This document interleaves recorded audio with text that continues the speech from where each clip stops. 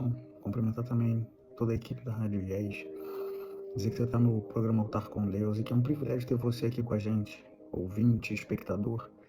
Eu não sei se você está ouvindo pela rádio, se você está acompanhando pelo aplicativo ou se você está no canal do YouTube.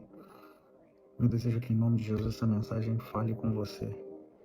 Que o Senhor possa te visitar e que a palavra de hoje vá exatamente de encontro àquilo que você precisa. É um privilégio estar aqui e poder falar das boas novas para você. Que Deus te abençoe e que essa mensagem mude a sua vida. Esse é o nosso desejo, esse é o nosso anseio. E é para isso que a palavra é pregada a cada dia, a cada minuto, a cada instante. Para nos resgatar, para nos transformar, para nos melhorar. Que essa palavra fale comigo e com você, em nome de Jesus. Abre a sua Bíblia comigo, livro de João, capítulo 17, versículo 16. A palavra de Deus diz assim: eles não são do mundo, eu também não sou. Quando a gente para prestar atenção nesse texto de João, a gente percebe que Cristo aqui está dizendo que ele era estrangeiro. E ele está afirmando que a gente também é.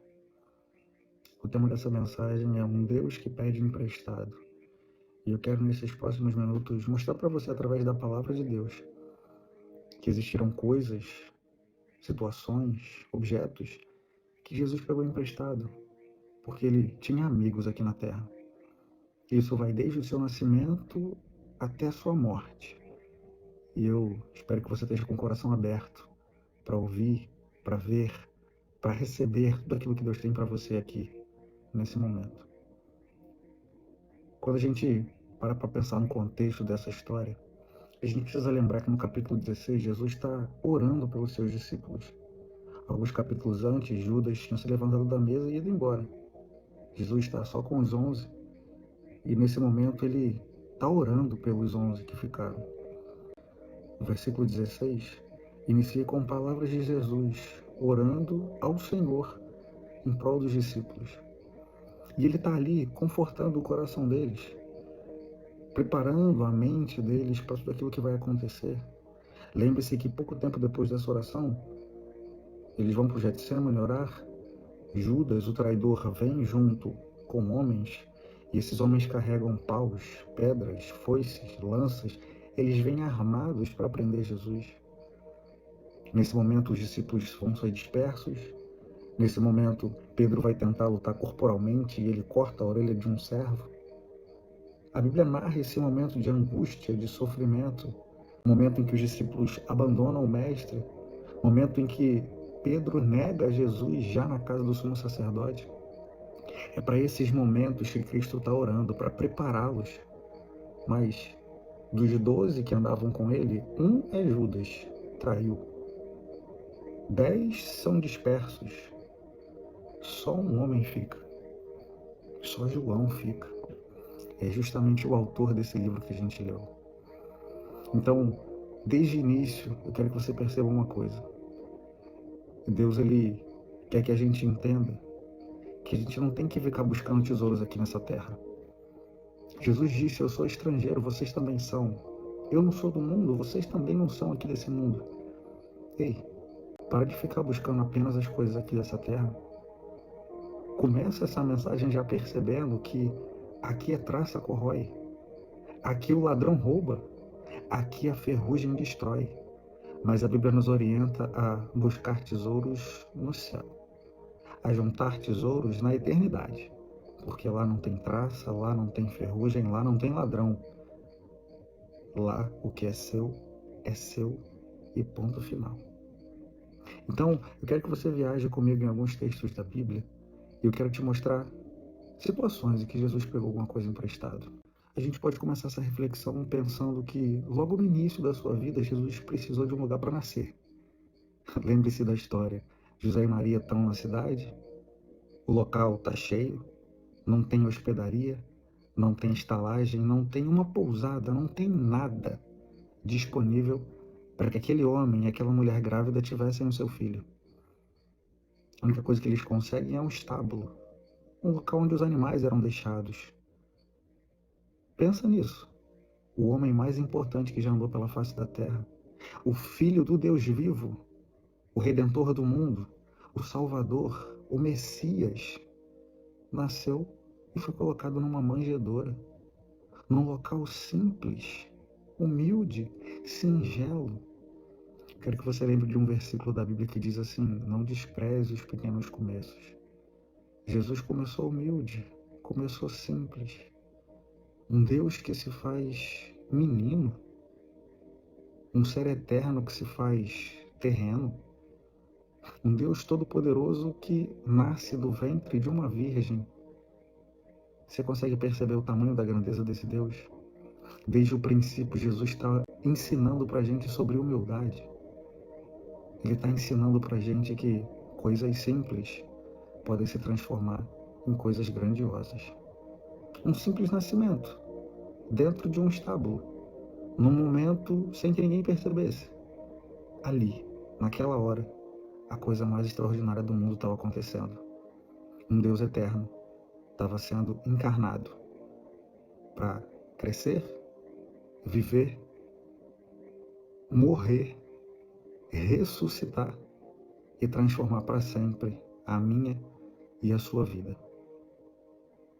Se quer um outro momento em que Jesus pega algo emprestado, já adulto, ele inicia o seu ministério e ele precisa pregar. A missão dele é essa, falar das boas novas. E aí, num certo dia, ele está na praia e ele quer compartilhar o evangelho. E aí ele se vê apertado pela multidão, ele olha para o lado e vê Pedro e fala assim: me empresta seu barco. Pedro prontamente cede, ele entra naquele barco, empurra um barco um pouco para dentro d'água, e aí Jesus começa a pregar o evangelho.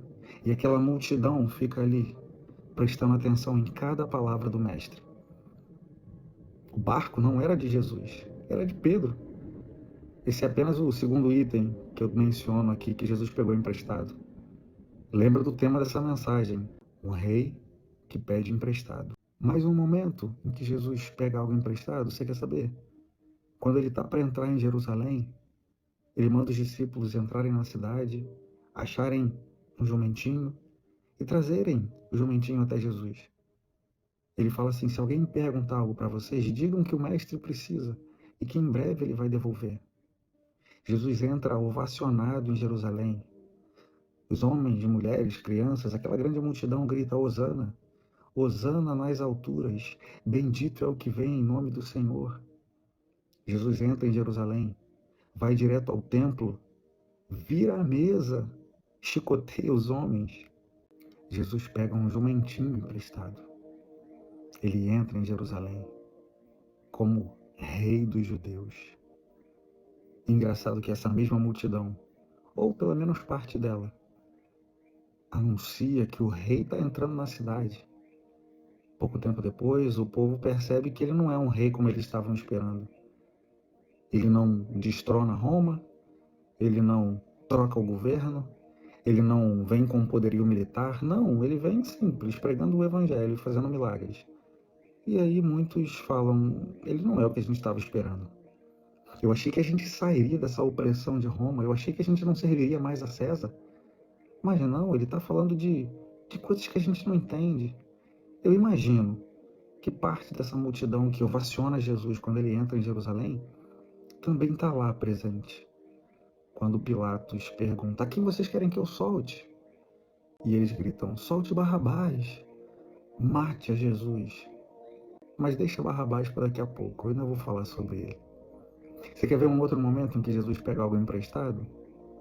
Ele quer fazer a Páscoa, ele quer celebrar a ceia. Ele quer ter um momento de comunhão com os seus discípulos. Era costume daquela época que a refeição da ceia fosse servida em comunidade, rememorando, trazendo à memória aquilo que foi vivido lá atrás no Êxodo. Você lembra do texto? Em que fala para eles comerem apressadamente, com o cajado na mão, com o cinto no lugar, que eles comam depressa, porque aquela é a Páscoa do Senhor, eles estão sendo libertos da opressão do Egito. Então, nesse momento da ceia, nesse momento da Páscoa, Jesus não tem uma casa para celebrar esse momento. E aí, de novo, ele manda os discípulos prepararem um lugar. Ele manda eles até um local, pergunta para o dono do aposento: onde é o lugar onde eu vou comer a Páscoa com os meus discípulos?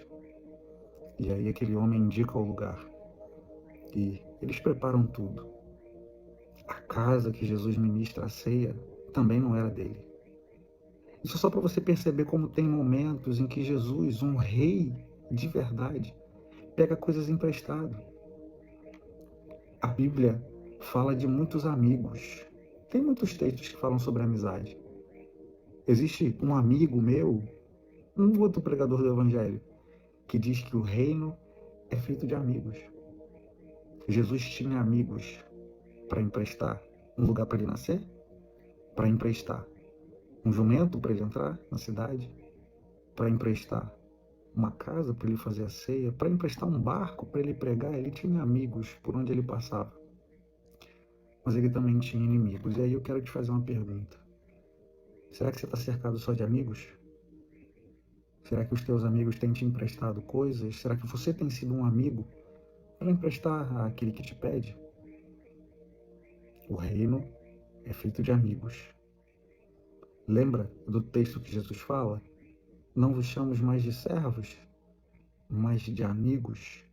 Você lembra do outro texto em que ele fala assim, eu estou indo para preparar lugar para vocês. É no próprio livro de João que ele fala sobre isso. E ele fala assim, quando tiver tudo pronto, quando tiver tudo ok, eu volto para buscar vocês. Para que onde eu estiver, vocês também estejam. Eu vou voltar, meus amigos, para buscar vocês. Agora eu queria que você prestasse atenção nessa mensagem de uma maneira especial, porque algo importante vai ser dito. Lembra que eu acabei de mencionar sobre Barrabás e falei que ia comentar sobre ele mais para frente? Então, você quer saber outra coisa que Jesus pegou emprestado? A cruz. O texto fala que 3 homens estavam para ser crucificados e era costume da época que o governador soltasse pelo menos um desses homens. Ele chega diante da multidão e fala assim, a quem vocês querem que eu solte? Aquela multidão empolvorosa, aquela multidão ensandecida, grita, solte Barrabás, mate a Jesus. Em um dos evangelhos o texto menciona que eles falaram assim, que o sangue dele caia sobre nós e os nossos filhos. Nós não temos outro rei senão César. Você tem noção disso? O povo estava, tempos antes, dizendo que ele era santo, dizendo que ele era puro, dizendo que ele era o Senhor, dizendo que ele era o Messias, que ele era aquele enviado por Deus. E agora o povo está gritando, dizendo que o sangue dele caia sobre nós. Jesus passou por isso. Ora ele estava sendo aplaudido, ora ele estava sendo pedido, mate ele, crucifique a ele, que o sangue dele caia sobre nós. Ora ele é amado, ora ele é odiado. Ora coroam ele como rei dos judeus, ora coroam ele como um pecador que merece uma coroa de espinhos. Será que você tem vivido momentos assim na sua vida? Em que você está bem e depois você está mal? Parabéns, Jesus também passou por isso. A nossa vida, ela é assim, de altos e baixos. Jesus nunca prometeu que a nossa vida seria fácil, pelo contrário, ele disse assim, no mundo vocês vão ter aflições, mas tenham bom ânimo, tenham coragem, tenham força. Eu venci o mundo. Você precisa entender esse texto. Continuando, vamos voltar para Barrabás. A cruz era para ele. Ele era cotado entre os ladrões. Ele seria morto naquele dia. Mas como o povo gritou, como o povo pediu, o governante soltou Barrabás. Note uma coisa interessante. Barrabás é um nome composto por 2 palavras. Bar era um prefixo que significava filho. Você lembra do cego Bartimeu? Ele era filho de Timeu. Bar significa filho. Abás, ou Aba, significa pai. Lembra de Aba, pai? Ou seja, se a gente juntar Bar-Abás, que é o nome daquele homem, eu tenho Bar, filho, e tenho Aba, pai. Barrabás significa filho do pai. Você tem noção que para que o filho do pai saísse da cruz, o filho de Deus teve que morrer nela? Aquela cruz não era só para Barrabás. Aquela cruz era minha, aquela cruz era sua. Se você é um filho do Pai, era para estar eu e você naquela cruz. A cruz era nossa. E é por isso que a Bíblia fala que ele tomou o nosso lugar. Ele sofreu como ovelha muda levada ao matadouro. As suas pisaduras, as suas feridas, as suas chagas nos trazem cura. E por elas nós fomos sarados. Aquela cruz era minha, ela era sua. Mas para que o Filho do Pai não fosse crucificado, o Filho de Deus tomou o nosso lugar. Você quer saber uma outra coisa que Jesus tomou emprestado? O meu e o seu pecado. A Bíblia fala que o salário do pecado é a morte. Me mostra um pecado de Jesus? Não tem. O pecado era meu, era seu. Mas ele naquela cruz tomou sobre si os nossos pecados. Até o pecado ele pegou emprestado. Era para estarmos eu e você naquele lugar. Mas ele morreu a nossa morte. E é por isso que a gente precisa, a partir de agora, viver a vida dele. Lembra do texto de Romanos? Um homem pecou e todos pecaram. Um homem obedeceu e todos podem ser salvos. Por um homem, Adão, o pecado entrou no mundo. Pela desobediência dele, todos nós fomos condenados. Mas pela obediência de um só homem também, Jesus Cristo, nós somos salvos. Quero que você entenda isso. Aquele pecado que ele carregou naquela cruz, aquela espada que transpassou ele, aquela mão de poder que esmagou ele, era para mim, era para você. Mas ele morreu a nossa morte. Então nem os pecados que ele levou para a cruz eram dele, eram meus, eram seus, eram nossos. A primeira carta de Pedro, no capítulo 2, no versículo 24, fala sobre isso. Diz que ele levou no próprio corpo os nossos pecados, para que uma vez, não mais mortos pelo pecado, a gente possa viver uma vida de justiça. Aquele pecado não era dele, era meu, era seu. Se o salário do pecado é a morte, ele não tinha pecado. Por que ele morreu? Porque era para mim e para você estarmos naquela cruz. Você consegue entender isso? Você consegue perceber o tamanho do amor dele por mim e por você? A Bíblia fala que ele nos amou enquanto a gente ainda era pecador. Eu não estava pronto. Você não estava pronto. A gente era mau. A gente estava separado de Deus por conta do pecado. Mas mesmo assim, ele foi lá e morreu por mim e por você. A Bíblia fala que todo aquele que nele crê não vai perecer, mas vai ter vida eterna. Aquele que crê nele, crê que ele é o Filho de Deus, não tem morte mais que pegue. Agora ele pode ser transformado. A Bíblia fala que todo aquele que nele crê não é mais mera criatura, mas pode ser feito filho de Deus. Você tem noção disso? Aquele pecado era meu e era seu. Não esquece disso não. Ele morreu a nossa morte para que a gente pudesse viver a vida dele. E a vida dele é uma vida abundante. A vida dele é uma vida extravagante. A vida dele é uma vida exuberante. Não essa vida que a gente leva, não. Você lembra de Paulo? A vida que agora eu levo no corpo já não é mais minha. É ele quem habita em mim. É ele quem vive em mim. É ele quem habita aqui dentro. Você consegue entender isso? Para finalizar essa mensagem, você sabe uma coisa também que ele pegou? Um túmulo emprestado. Ele não tinha nem onde ser enterrado. A Bíblia fala que depois que o corpo dele é retirado da cruz, José de Arimateia, junto com algumas mulheres, preparam aquele corpo, cuidam dele, limpam as feridas, colocam nele um linho fino. José de Arimateia cede um lugar para enterrarem aquele corpo. Ele era um seguidor de Jesus, mas que ficava escondido por medo dos judeus.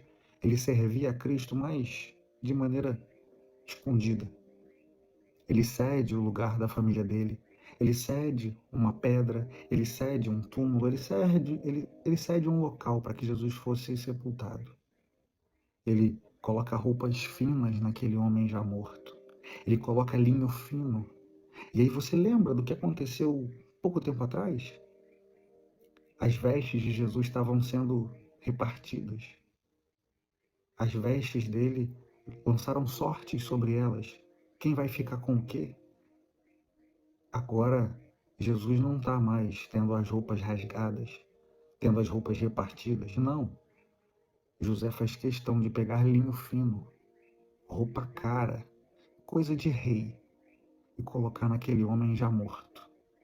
O linho representava pureza, representava realeza. E Jesus só se veste com realeza depois de morto. Será que você está pronto para viver algo assim? Ou será que você quer ser rei aqui na terra? Você lembra de Jesus conversando com Pilatos? O meu reino não é desse mundo. Pilatos chega para ele e fala assim, tu é rei? Ele fala, tu está dizendo, o meu reino não é desse lugar. Jesus só veste roupas reais depois que ele está morto. José coloca ele junto com as mulheres no sepulcro, rolam a pedra e deixam ele lá. E aí depois que Jesus está dentro do sepulcro, acontece uma coisa interessante. Caso um judeu tivesse sentado à mesa e ele amassasse o guardanapo, ele estava dizendo para o servo, eu não vou mais comer. Você pode recolher tudo, eu não vou mais voltar para a mesa. Mas quando ele pegava o pano, colocava cuidadosamente dobrado em cima da mesa, ele estava dando um recado para o servo, dizendo assim, ei, eu não terminei, eu vou voltar. A Bíblia menciona que as vestes de Jesus, depois que ele ressuscita, estão dobradas, estão arrumadas. Isso diz para a gente uma coisa, ei, eu vou voltar, eu não terminei, eu ainda tenho coisas para fazer. É Jesus mostrando, através de uma mensagem com roupas, que ele não terminou a obra dele, ele vai voltar para buscar a sua igreja. Quer saber um detalhe mais importante sobre as roupas? Você sabe por que a roupa foi criada? Volta lá no Éden. Lembra que Adão e Eva andavam nus e não se envergonhavam? Quando Eva toma do fruto, come e dá ao seu marido Adão, e ele também come, a primeira coisa que eles percebem é que eles estão nus. E a Bíblia menciona que eles fazem para si folhas de figueira, e eles fazem ali na hora uma roupa meio improvisada para cobrir a sua nudez. Roupa tem a ver com cobrir pecado. Roupa tem a ver com cobrir nudez. Quando Jesus ressuscita, as roupas ficam. Porque não tem pecado.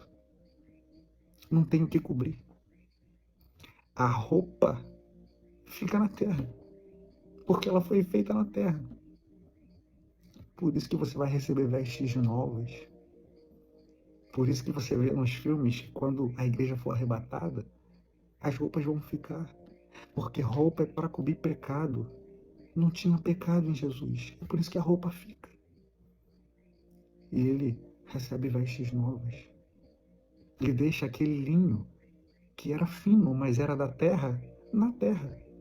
E ele recebe roupas celestiais, roupas de rei de verdade, roupas que estão sendo preparadas para mim e para você. E aí depois que ele pega esse monte de coisa emprestada, a manjedoura, o barco, o jumentinho, a casa para ceia, a cruz, os pecados, o sepulcro. Aí ele sai do sepulcro e sabe para onde ele vai? Para o trono. Esse trono não é emprestado. Esse trono é dele. Esse trono sempre foi dele e para sempre vai ser. Ele é rei dos reis, ele é senhor dos senhores, ele é senhor para sempre. O trono não é emprestado, o trono é dele. O trono é dele. Ele reina, ele é senhor, ele é rei. Eu quero pedir que você feche seus olhos aí onde você está. Se você está dirigindo, se você está fazendo alguma coisa, eu te peço por alguns instantes, ei, para o que você está fazendo. Fecha seus olhos junto comigo. Eu preciso orar por você. Senhor Jesus, Enquanto o Senhor esteve aqui na terra, o Senhor pegou tantas coisas emprestadas. Mas depois que o Senhor deixou essa terra, o Senhor voltou para o seu lugar de direito. O Senhor voltou para o trono. O Senhor voltou para o reinado. O meu desejo nessa hora, Senhor, é que onde estiver alguém me vendo ou me ouvindo, essa pessoa possa ser visitada pelo Teu Espírito Santo. Essa pessoa possa perceber que não tem outra saída senão servir a Ti. Não há nada mais importante do que conhecer ao Senhor. Que privilégio a gente ter esse espaço, essa rádio, esse canal, esse momento para falar da Tua palavra, para falar do Teu Evangelho, para dizer tantas verdades acerca do Senhor. A minha oração, meu Pai, é que no nome do Senhor Jesus e com a ajuda do Espírito Santo, cada um dos ouvintes ou dos espectadores que estão aqui conosco nesse momento seja tocado profundamente pelo Teu Espírito Santo. Onde quer que você esteja, meu irmão, minha irmã, se você nunca entregou a sua vida para Jesus, se você nunca decidiu servi-lo, faz isso agora. Ele tem vida nova para você. Ele tem vestes novas para você. Ele tem uma casa nova para você. E não é aqui na terra. Não, não, não. É uma casa no céu. É uma mansão celestial. É um local cheio da presença dele. Que você faça essa oração simples, mas muito poderosa, dizendo assim: Senhor Jesus, nessa hora, eu quero entregar a minha vida ao Senhor. Eu quero te pedir perdão pelos meus pecados. E eu quero dizer que eu confio no Senhor. Me ajuda na minha caminhada. Me ajuda, Deus, a andar pelos teus caminhos. Coloca o meu nome no teu santo livro. E que a minha vida a partir de agora seja guiada pelas tuas mãos. Assim eu oro, Senhor. Amém. Você que de repente está me vendo, está me ouvindo e está afastado dos caminhos do Senhor, por favor, em nome de Jesus, volta. A mesa também é sua. Eu não sei quem te feriu, eu não sei quem te magoou, eu não sei quem te machucou. Se você conseguir me mostrar um defeito de Jesus, eu saio da igreja hoje. Pessoas ferem, pessoas machucam, pessoas falam demais. Mas Jesus não magoa ninguém. Se você está afastado, separe um tempinho, ore pedindo para Jesus te perdoar. Ele está com saudade. E tem lugar na mesa para você, eu preciso repetir isso. Que Deus te abençoe, que Deus te guarde, que Deus proteja você, a sua casa, a sua família, e que essa mensagem transforme a sua vida. Queria agradecer imensamente a equipe da Rádio IES, queria agradecer a todo mundo que está coordenando esse trabalho do programa Altar com Deus, e dizer que é um privilégio poder estar aqui com cada um de vocês. Que Deus te abençoe e até a próxima.